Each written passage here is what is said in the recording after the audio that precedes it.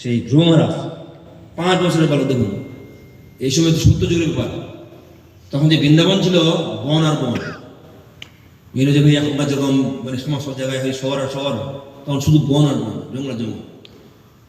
সেই তার বাবার রাজধানী থেকে শুরু করে তিনি ছুটলেন হেঁটে হেঁটে, রাজার পুত্র, রাত্রিতে, মানে ঘোর অন্ধকার রাত্রি। তার যে প্রতিজ্ঞা, নাছোড় বান্দা, আমি আমার বাবার চেয়ে কেন, আমার পিতামহ প্রপিতামহ, আমার ব্রহ্মার যে আছে প্রপিতামহ, তার চেয়ে বড় পোস্ট চাই, আমাকে এরকম অবমাননা করবে? মানে ছোট্ট বালকের প্রতিজ্ঞা দেখুন, নাছোড় বান্দা। তখন তিনি হতে যেতে যেতে যেতে যমুনার দিয়ে যেতে যেতে যেতে এইদিকে এই যে বাচ্চার যে প্রতিজ্ঞা যে আমি নারায়ণকে দর্শন করব, আর যেহেতু নারায়ণকে দর্শন করলে সবকিছু পাবো, তাকে চাইবো আমি যে আমি আমার কবিতা মারছেও আমি বড় রাজ্য চাই।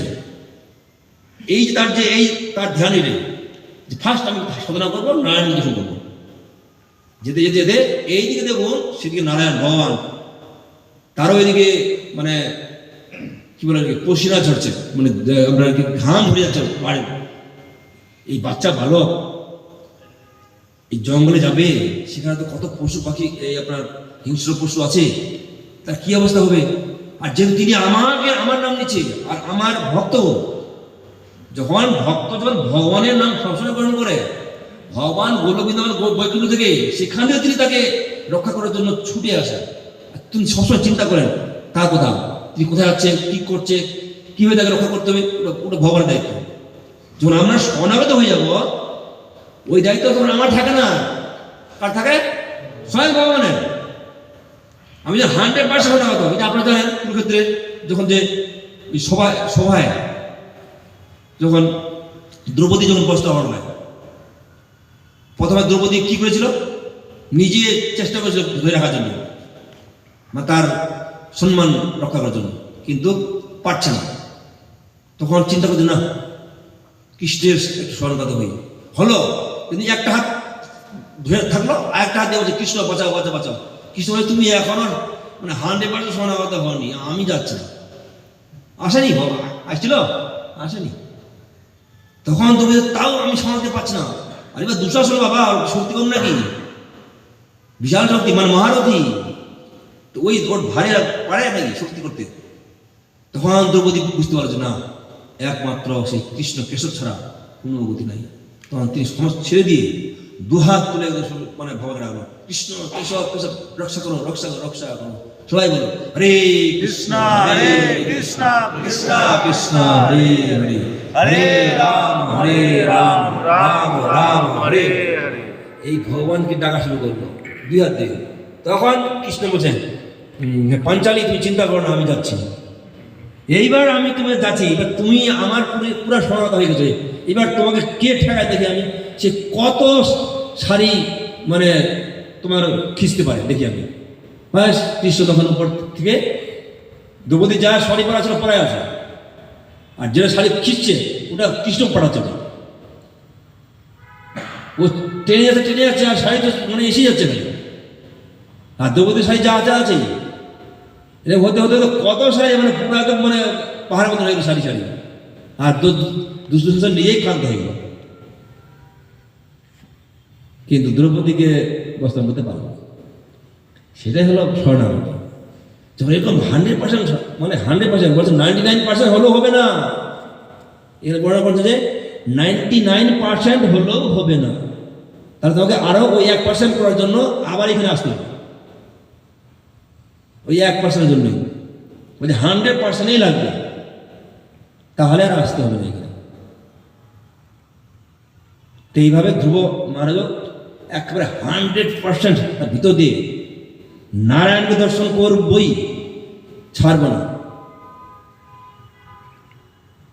সঙ্গে সঙ্গে ভগবানের ওইদিকে কি করবো, বাচ্চা ছেলে কোথায় যাচ্ছে, কি হিংস্র পশুরা আছে, সঙ্গে সঙ্গে নারদকে পাঠাবো। নারদ, সবাই জান নারদের নাম হচ্ছে বলছে নাটের গুরু, বলে নাটের গুরু। মানে যে কোনো হয়ে গেলে ওর ঠিক কিনা কিছু লাগাবেই, কিছু কিছু পেজ লাগাবেই। তো নারায়ণ দেশে এখানে হাজির এই ধ্রুব মহারাজের সামনে। নারায়ণ যাও, তাড়াতাড়ি তুমি যাও ধ্রুবের কাছে, তাকে বুঝাও। এসে হাজির নারায়ণ নারায়ণ।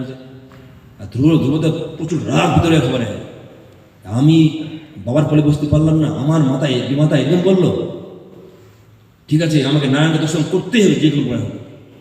এই নিয়ে যাচ্ছেন, হঠাৎ নারায়ণ দেশে হাজির।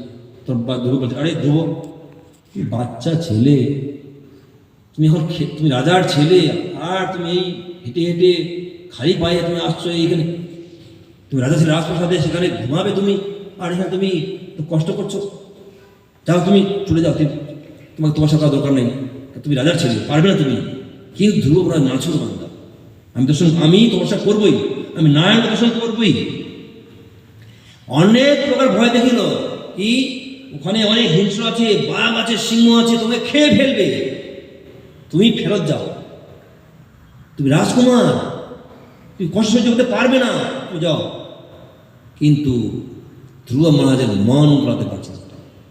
ধ্রুব মহারাজ নাছুর বান্দা, একদম সংকল্প ঐক্যবদ্ধ। তিনি বলছেন আমি ভগবান দর্শন করবই। তিনি নারদ বলছে, বা এ নাছুর বান্দা। তো নারদ মুনিও সন্তুষ্ট হল যে এই এটা শিক্ষা কি বলছে, যতই কষ্ট আসুক না কেন, যতই যন্ত্রণা আসুক, যতই অবমাননা হয়, যতই লাঞ্ছনা হয় না কেন, বলছে ভগবানকে ছাড়া যাবে, ভগবানের শুদ্ধ ভক্তের চরণ ছাড়া যাবে। যতই কষ্ট আসুক, তাহলে তখন ভগবান আমাকে তিনি রক্ষা করবেন। তো এইখানেও ধ্রুব মহারাজ নাছুর বান্দা, তিনি তখন নারদ তখন সন্তুষ্ট হলো, মানে নারদ হলো গুরু, তাকে তখন মন্ত্র দিল। কি দিল? ওম নম ভগবতী বাসুদেবায়, এই মন্ত্রটাকে প্রদান করলো।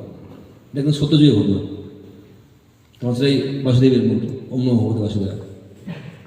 এই মন্ত্র দিয়ে তাকে বললো যে নারদ, এই ধ্রুব, এই মন্ত্র, এই বৃন্দাবনের ধ্রুব টিলা, ওটার নাম ধ্রুব টিলা। আগে ধ্রুব নাম ছিল না, পরে নাম দিয়ে ধ্রুব।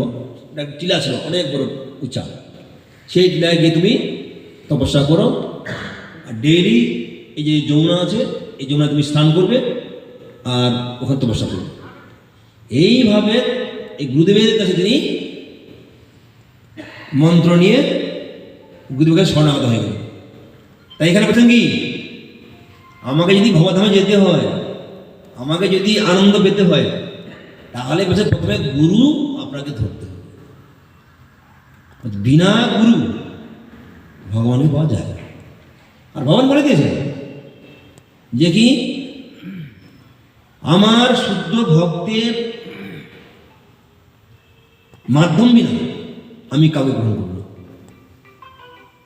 তাই গুরু আমাকে গ্রহণ করতে হবে। কিভাবে? শুদ্ধ কি? গুরু পরম্পরা দ্বারা, যেটা ভগবান শ্রীকৃষ্ণ থেকে নেমে এসেছে। সেই হিসাবে ধ্রুব মহারাজ নারদের কাছে দীক্ষিত হয়ে এই মন্ত্র ধ্রুবদ্যায় জপ করতে লাগলেন। মাত্র 6 মাসের মধ্যে এমন তপস্যা, প্রথমে তো ফলমূল খেয়ে, তারপরে গাছের পাতা খেয়ে, তারপরে জল পান করে, তারপরে এখন শুধু হাওয়া, তারপরে হাওয়া বাদ, এমনভাবে বন্ধ করে দিল, হাওয়া বন্ধ, মানে শ্বাস প্রশ্বাস পুরা বন্ধ। যখন পুরা বন্ধ হয়ে গেল, পুরা ব্রহ্মাণ্ড শ্বাস প্রশ্বাস পাচ্ছে না। ধ্রুব মহারাজ এখানে বন্ধ করলে এখানে, আর পুরো ব্রহ্মাণ্ড মানে একদম ব্রহ্মা পর্যন্ত আপু, মানে এই ধাম থেকে ব্রহ্মা বন্ধ করে, মানে ভূভুবস জনমহ তপ সত্য এক লাস্টে ধরে সব, কেউ শ্বাস নিঃশ্বাস পাচ্ছে না, বাধ্য হয়ে ব্রহ্মাকে আসতে হবে। কার কাছে? নারায়ণের কাছে। সবাই মিলে ব্রহ্মাকে নিয়ে আসলো নারায়ণের কাছে। এখানে এসে ব্রহ্মাকে বললো যে এই প্রভু বাঁচান বাঁচান বাঁচান বাঁচান আমাদেরকে। কি? কেউ শ্বাস নিঃশ্বাস পাচ্ছে না।